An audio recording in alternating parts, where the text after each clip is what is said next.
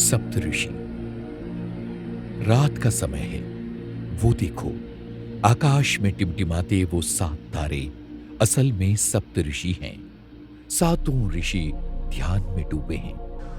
और इसी समय शुरू होती है एक कहानी। सुनोगे? इन सातों ऋषियों में से एक ऋषि के पास एक छोटा बच्चा आता है और बहुत प्यार से उनसे ऐसे लिपट जाता है जैसे पहले से जानता हो। ऋषि का ध्यान फिर भी भंग नहीं होता।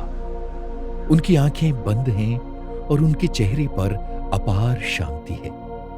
बच्चा बड़ी ही मासूमियत से ऋषि से कहता है, मैं जा रहा हूं और तुम्हें भी मेरे साथ पृथ्वी पर चलना होगा। श्री रामकृष्ण परमहंस अपना ये सपना सुनाते हुए बताते थे कि वो ऋषि थे विवेकानंद और वो बालक थे वे स्वयं।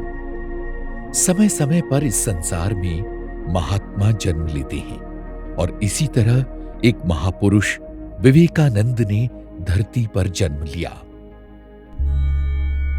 स्वामी विवेकानंद की मां भुवनेश्वरी देवी हमेशा भगवान शिव से एक बेटे के लिए प्रार्थना करती थी। आखिर भोले बाबा ने उनकी प्रार्थना सुन ही ली और उनकी इच्छा पूरी करने के लिए स्वयं आ गए।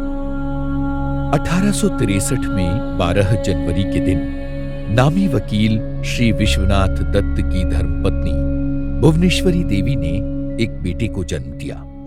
उन दोनों की खुशी का ठिकाना नहीं था।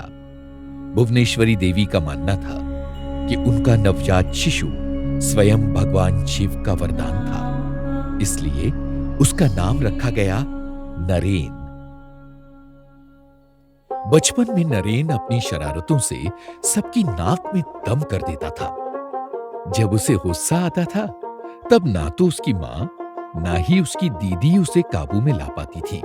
उसके हाथ में जो भी आता था वह उसे फेंक देता था। एक बार गुस्से में पागल होकर उसने बिस्तर के सारे तकिए और कंबल जमीन पर फेंक दिए। अगर वो जिद पे आ जाता था तो जरा भी टस से मस नहीं होता था। जब कोई भी तरीका काम नहीं करता था तब नरेन की मां उसे पकड़कर उसके सर पर ठंडा पानी डालती जाती थी और शिव शिव शिव बोलती जाती थी। इस उपाय से नरेन का गुस्सा तुरंत ठंडा पड़ जाता था।